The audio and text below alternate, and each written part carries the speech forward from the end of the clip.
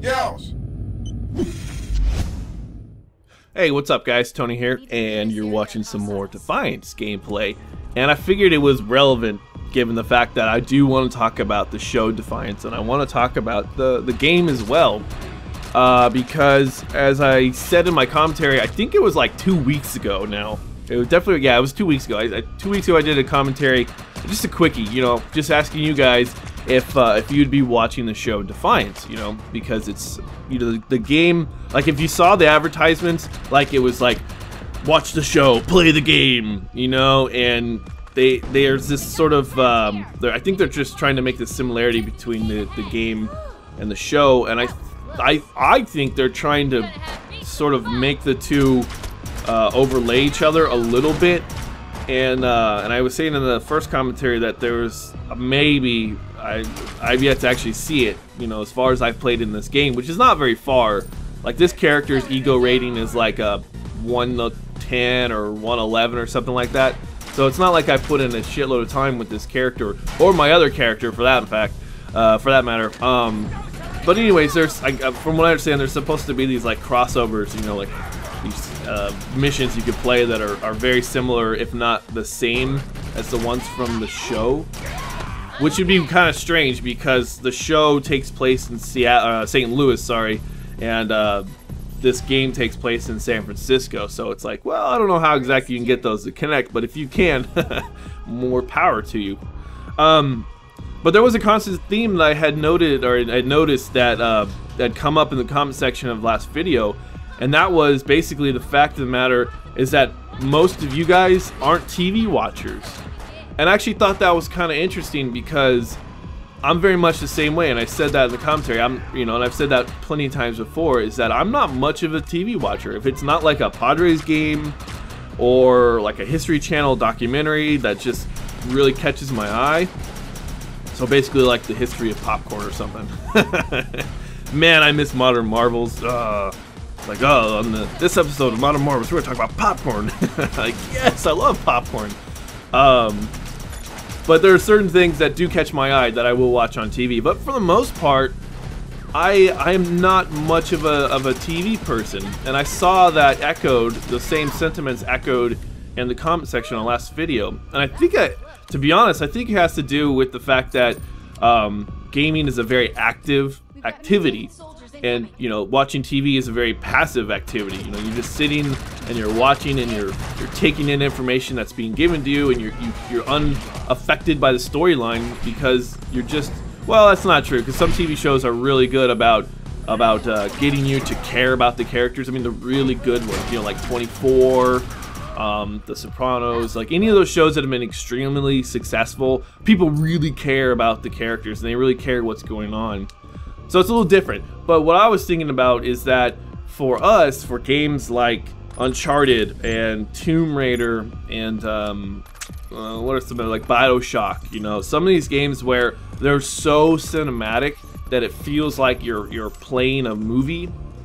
We have this element that you know, you actually get your hands on the movie. You're controlling the movie, and so I think that's why we as gamers have a hard time being passive about, you know, watching a movie, or well, movies are different because movies are I don't know why, but movies fall in this different category because they're exciting and they're a couple hours long, and I don't know, movies are just in their own beast. But TV, so like sitting down and watching TV, we're very much active. You know, it's funny because the irony is that, you know, gaming is a very passive experience in the way that we're sitting in front of our console or our computer, and you play for a couple of hours, and, you know, people are like, oh, it's not very active. You know, you're not out there, you're not doing stuff, you're not, you know, out, you know, being active, you know.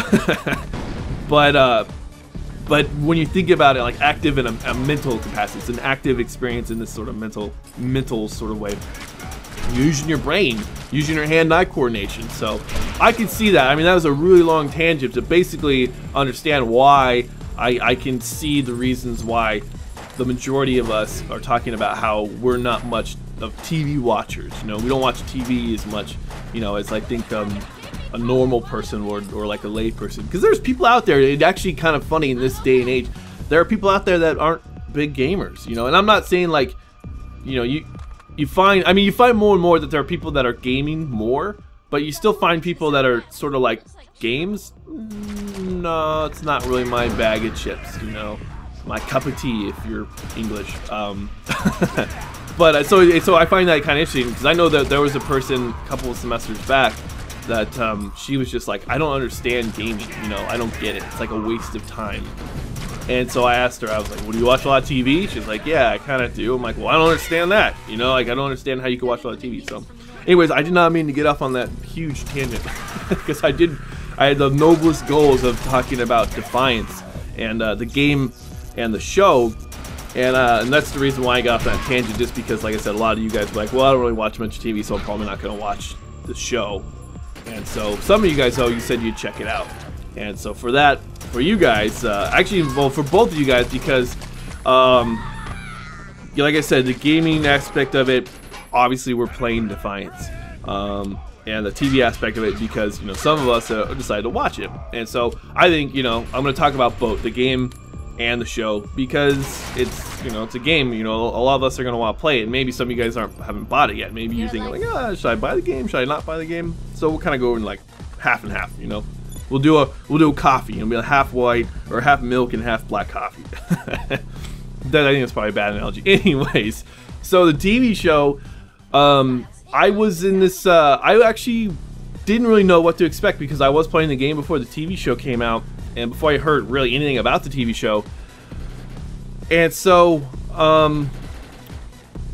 I think it's actually a good show. It's not like, it's obviously a pilot, you know, the first episode is a pilot, and so it introduces you to the characters and sort of the main the drama of this show.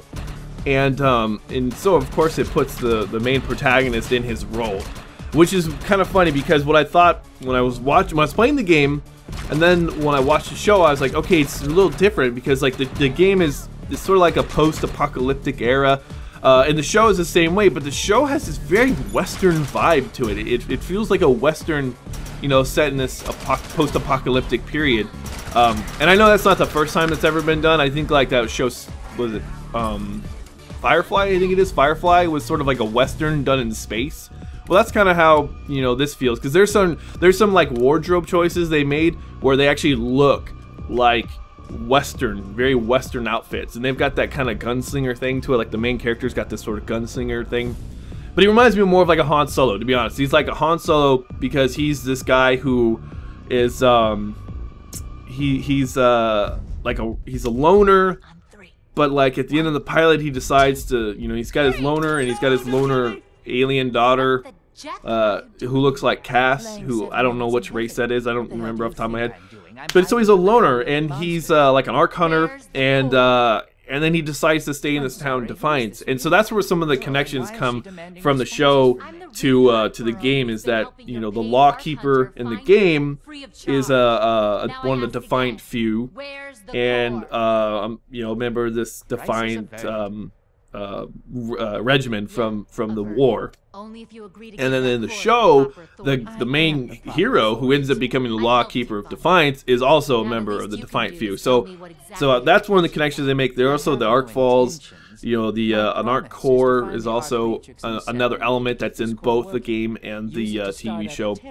But other than that, like I was saying, you know, the game takes place in San Francisco, the show takes place in St. Louis, and I'm waiting for like a baseball reference to come into the show, because like in the second episode they go to like old St. Louis, and I'm like, they're gonna talk about the Cardinals? I don't think that's gonna happen in the game, because the game's, they're not gonna keep writing it, you know, it's already done and stuff. But anyways, I'm interested in the fact that there are some sort of connections, and I as I understand, they're supposed to. Well, this is hearsay. I don't know if it's ever been confirmed, but they're supposed to be able. They're supposed to sort of connect the show and the game together. I'm not entirely sure how they're gonna do that, but I mean, there are threads that you can see already that are there's some similarities between the show and the game, and that might be as far as it ever goes.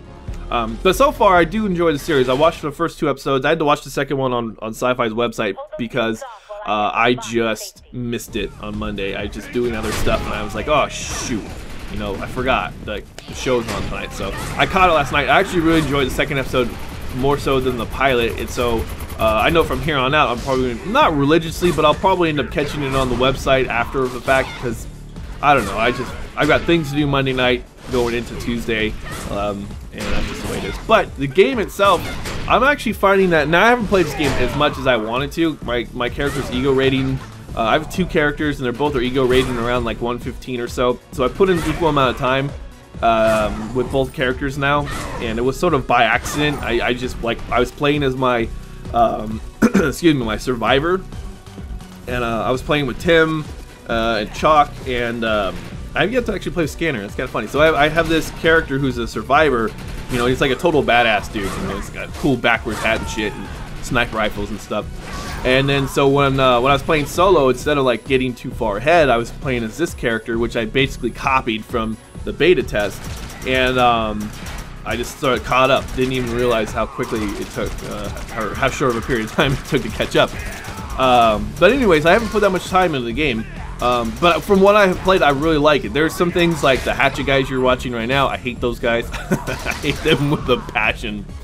But for the most part, it is a fun game. It's weird though, because it's supposed to be like a multiplayer game, but it's not really like in that multiplayer game where like people can team up, and I don't know. It seems like a single player game that your buddies can help you play missions with. You know, I was thinking, I know there's co-op missions. I have yet to actually try the co-op missions, but beyond that, it just kind of seems like a single player game that they kind of put in this cooperative aspect to. And I guess you could say that could be said about any sort of open world game that allows for co-opting. But I mean, I was trying to think of like DC, because like DC, you could have 2 characters that are at the same level, and they're fighting for the same mission. And this one, it's just like, you know, just you could be on totally separate missions and, you know, not complete them together. You know, like one could already be done, or one could not be there yet. So it's really strange, and I'm getting used to it. And you know, like the levels of the guns and stuff. So there's a little bit to learn. It's not really all that intense, but anyways, yeah. So I mean, I like the game. I do enjoy the game. So I hope I'm not giving it just like terrible review. I didn't mean to. I do really enjoy the game, and I know we've been playing a lot more of it. So if you haven't played it yet, and you're thinking about it, it's a fun game. It's a damn fun game. And you can play it solo. It really is a game you can play solo. You don't have to play with anybody else. But it's fun. It's always fun to play with people. Like, that's why I'm very much a social gamer, like, as you guys know. So anyways, guys, thanks for watching. Thanks for subscribing, and I'll talk to you guys later.